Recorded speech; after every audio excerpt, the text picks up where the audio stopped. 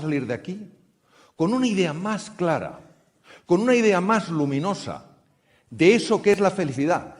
No un destino, no un lugar al que ir, sino una forma de vivir, un camino que recorrer, una forma de ser y de estar en el mundo.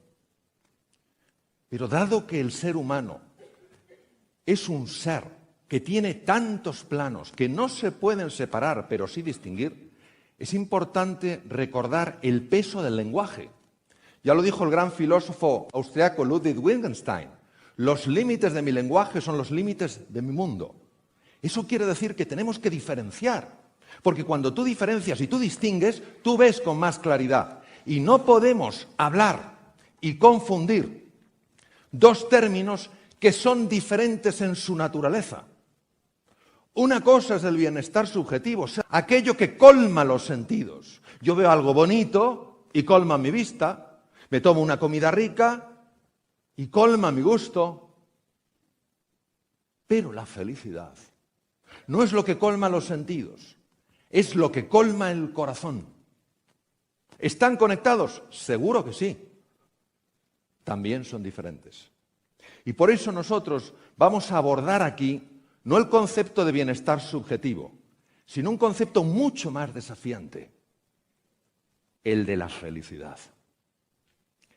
¿Qué es? ¿Qué podría ser para cada uno de nosotros? ¿Cómo se experimenta? ¿Cómo puede uno ponerse en una situación adecuada para que ese misterio, en caso de que lo fuera, se desvelara? Y va a venir en nuestra ayuda un filósofo, curiosamente un filósofo que mi querido y admirado Juan Luis Arzuaga ha mencionado hoy. Un filósofo del siglo XVIII, el último ilustrado. Immanuel Kant. La obra por la que es especialmente conocido es Crítica de la razón pura. Y Kant hace 3 preguntas de excepcional hondura. Es cierto que no las contesta plenamente, contesta desde su punto de vista, pero solo las 3 preguntas tienen tanto peso, tienen tanta fuerza, tanto calado, son una invitación tan hermosa para que nosotros, cada uno de nosotros, reflexionemos y busquemos una solución. Primera pregunta: ¿qué es lo que puedo conocer? ¿Puedo conocer yo solo las realidades materiales? Aquellas que captan mis sentidos, la vista, el oído, el gusto, el tacto. ¿O soy capaz también de captar realidades suprasensibles? Aquello que no es de carácter material, sino espiritual. Eso es lo que significa la palabra espiritual, aquello que no es material. Por supuesto, no utilizando los sentidos, sino utilizando la razón ampliada, la capacidad del intelecto, para descubrir la verdad oculta en las cosas. Fijaros que alcance pregunta: ¿qué es lo que yo puedo conocer? La segunda pregunta de Immanuel Kant es: ¿qué es lo que he de hacer? De aquí nace toda la ética. ¿Hay formas de hacer que nos generen una mayor experiencia de felicidad? ¿Hay formas de actuar que nos alejen de esa experiencia del ser feliz? Y la tercera pregunta es: ¿qué puedo esperar? ¿Es la muerte el final? ¿Es un velo a otra dimensión? De aquí nace la religión, cuya raíz es religare, unir lo que en un momento se separó. Pero fijaros, siendo potentes estas 3 preguntas, la clave es la cuarta. La cuarta no la encontramos en la Crítica de la razón pura, tampoco en la Crítica de la razón práctica, su tratado de ética con su imperativo categórico. Lo encontramos en un tratado de lógica y tiene todo el sentido del mundo. ¿Cuál es el ser que se hace esa pregunta? Porque no tenemos la sensación de que los animales, con toda la dignidad y toda la hermosura que tienen, se hagan esa pregunta. ¿Qué ser se hace esa pregunta? De aquí nace toda una antropología, una visión de la persona. Los seres humanos, los que estamos aquí, los que no están aquí y están con nosotros.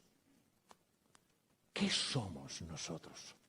Porque si nos damos cuenta, El ser humano que desea conocer, ya no lo reflejaba Aristóteles en el siglo IV antes de Cristo, el ser humano que desea conocer ha llegado a conocer lo más diminuto, las partículas más elementales, no ya los átomos, los electrones, los protones, los neutrones, sino hasta los quarks, los neutrinos.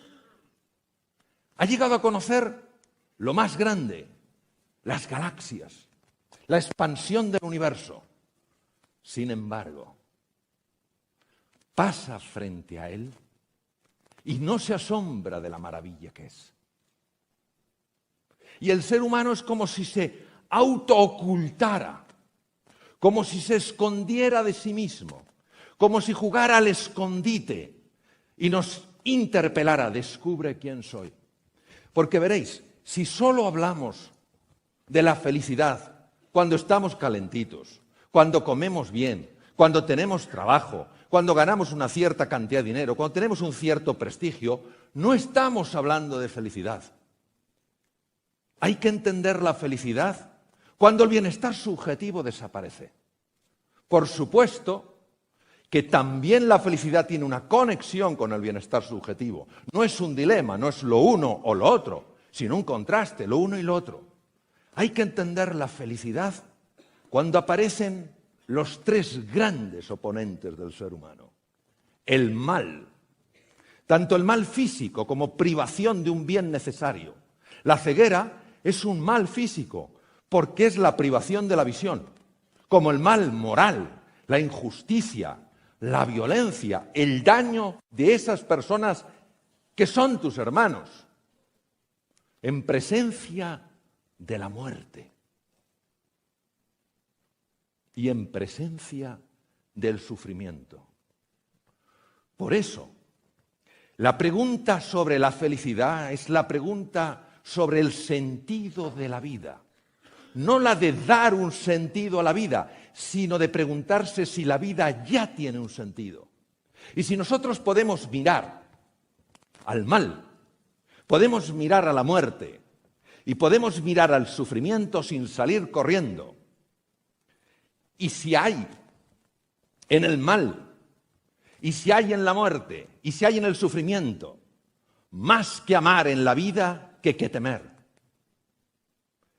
Y si merece la pena vivir a pesar de que la vida, muchas veces, para muchas personas, es un verdadero drama existencial. Y por eso os voy a contar una pequeña historia, porque esta sencilla historia ilustra muchísimo sobre la grandeza que el ser humano puede aflorar en presencia de estos tres grandes oponentes. Porque veréis, solo hay un antídoto para el miedo, y es el amor. El amor a un proyecto, el amor a una idea, el amor a un recuerdo. Qué maravillosas las palabras de Gabriel Marcel. Decir a alguien que le amas es decirle, tú, para mí, jamás morirás. Ese es el antídoto del miedo. Y os voy a contar una historia para que veamos que la felicidad está tan cerca y a la vez tan lejos. Había dos enfermos que habían sido ingresados en la misma habitación. Uno de ellos estaba en la cama junto a la puerta y el otro en la cama junto a la ventana. El hombre que estaba junto a la puerta no se podía mover. Su condición médica impedía que los profesionales sanitarios le levantaran. El enfermo que estaba junto a la ventana era levantado 2 veces al día y se sentaba en una silla junto a la ventana. Un día, el enfermo que no se podía mover, el que estaba junto a la puerta, le dijo a su compañero de habitación, se me hace tan duro estar aquí, encerrado en estas 4 paredes, ya no puedo más. Tú que tienes la fortuna de estar junto a la ventana, dime qué ves. Y el otro le dijo, claro que sí, Mira, desde aquí se ve un parque precioso. Está lleno de árboles. Hay un montón de pájaros. Son pájaros negros, yo creo que son mirlos. Veo un montón de niños jugando, claro, al balón. Y hay un estanque y veo unos barquitos. Gente por ahí jugando. Parejas de novios. En todos los parques los hay. Ese relato hacía que el enfermo que estaba junto a la puerta tuviera esos instantes de paz, de serenidad, de esperanza y de ilusión. Pero un día, el enfermo que estaba junto a la ventana murió. Y con gran tristeza su compañero de habitación vio cómo se lo llevaban. Poco tiempo después ingresaron a otro enfermo. Ese enfermo se asomó a la ventana y el hombre que estaba junto a la puerta le dijo: amigo, apenas te conozco, pero ¿sabes qué? Antes que tú había otra persona, ya no está. Y todos los días me contaba lo que veía por la ventana. Y no sabes lo que eso me ayudaba. Si tú también me pudieras decir qué es lo que ves, dime qué ves. El otro enfermo miró y le contestó sorprendido: no lo entiendo. Desde aquí solo se ve un muro.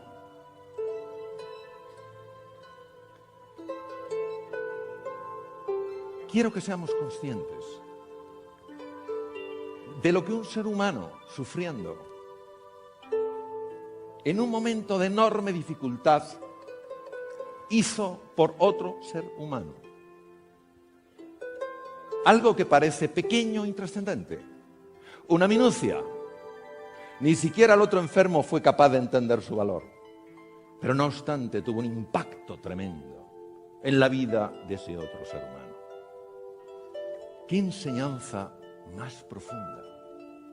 A lo mejor el sentido de la vida tiene que ver con esto, con plantar estas semillas de esperanza, estas semillas de ilusión, de confianza o de consuelo.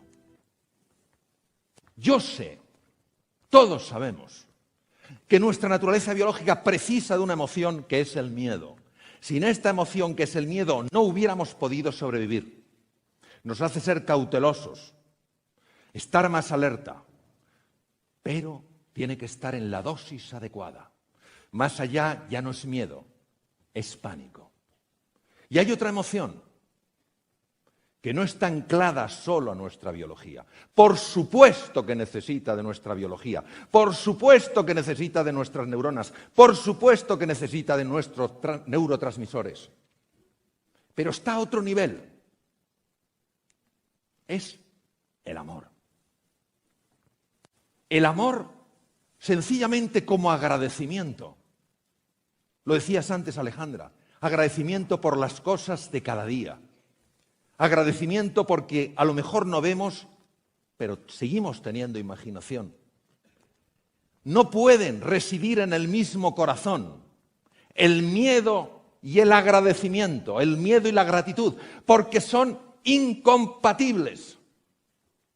Si por la mañana nos fijáramos en todas esas cosas que hay en nuestra vida y que podríamos agradecer en lugar de todo aquello que no nos gusta, experimentaríamos ausencia de miedo ante la vida.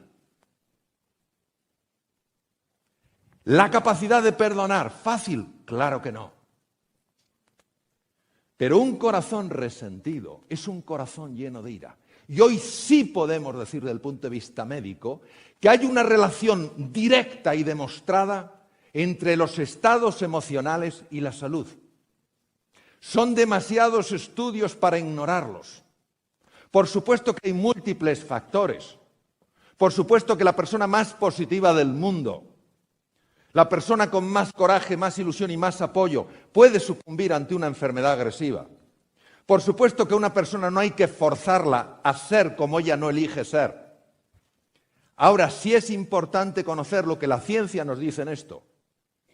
Lo que la ciencia nos muestra de la relación entre los estados emocionales asociados a la alegría y al gozo y la salud.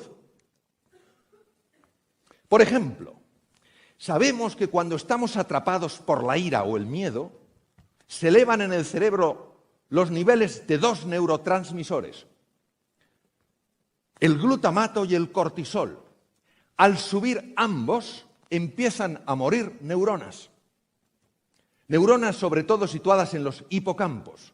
Los hipocampos son estructuras que controlan el centro del miedo en la amígdala a través de un tracto llamado tracto amígdalo-hipocampal. Son centros capaces de reestructurar toda la memoria. Por eso el ser humano se puede reinventar constantemente.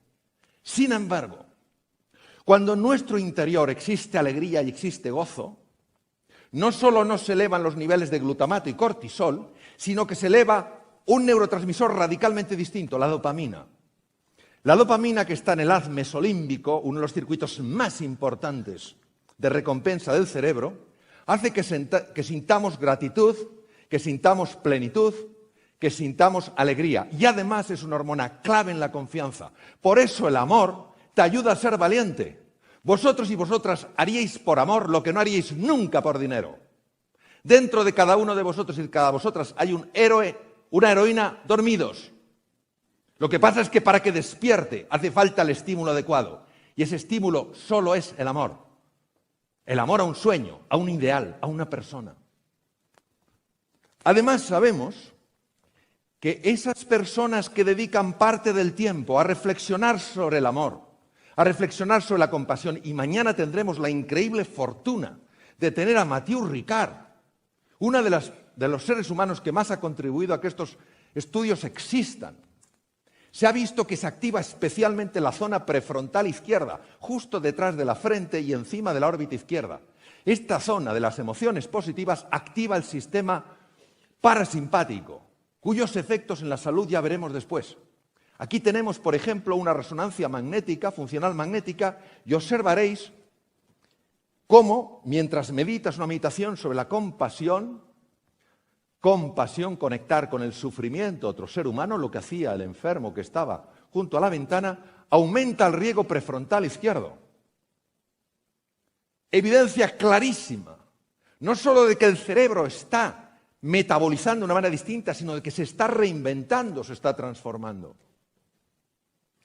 Los estudios con electroencefalografía han demostrado que cuando una persona está embargada por la alegría, por el gozo, por la compasión, ese ritmo trepidante llamado el alto beta, es el ritmo del Homo faber, el ser humano que solo hace, que no para de hacer, en las prisas, ese ritmo se enlentece. E incluso con ojos abiertos, empiezas a entrar en un ritmo alfa que es sumamente beneficioso para la salud y además muy vista su conexión con la creatividad.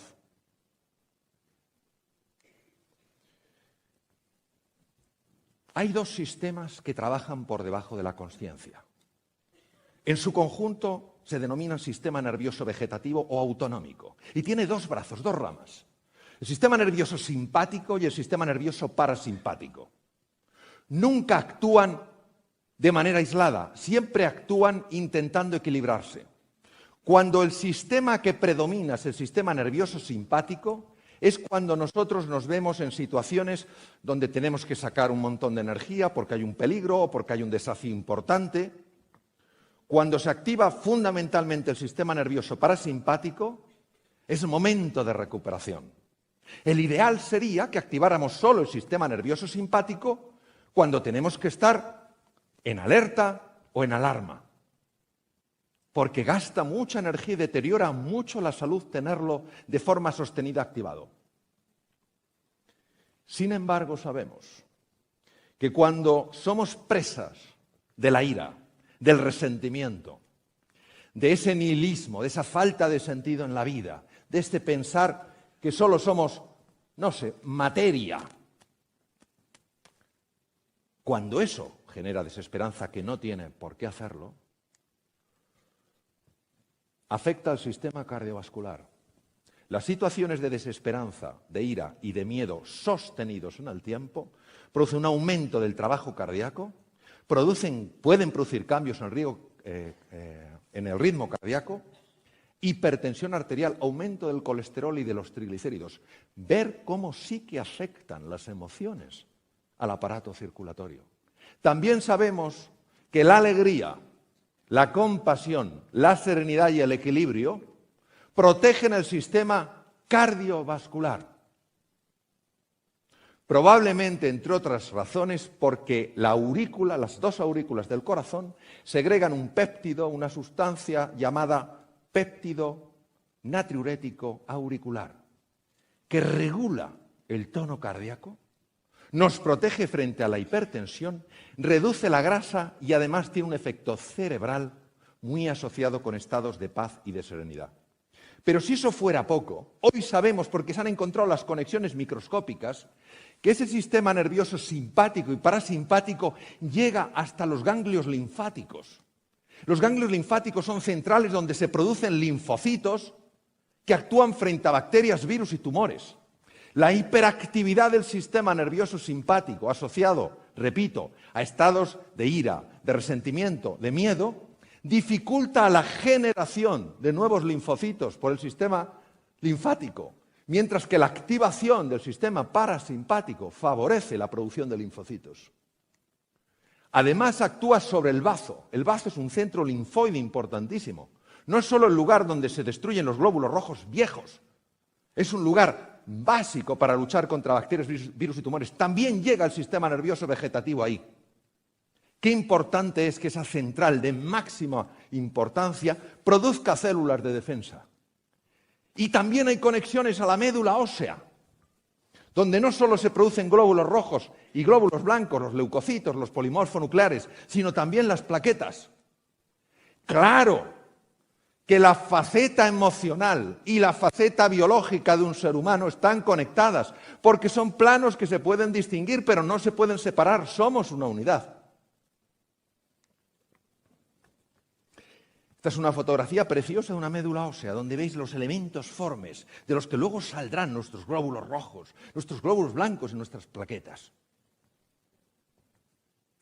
En el mismo corazón, repito, qué bien lo dijo Eduard esta tarde al comienzo, el miedo cuando anida en nosotros, en el mismo corazón, la gratitud. Si nos entrenáramos en el agradecimiento, si nos entrenáramos en la compasión, en la generosidad, en el apoyo, en el consuelo, viviríamos una vida con un nivel de miedo radicalmente distinto. Y estaríamos en condiciones mucho mejores para que se desvelara ese misterio, que probablemente es la felicidad. Por eso,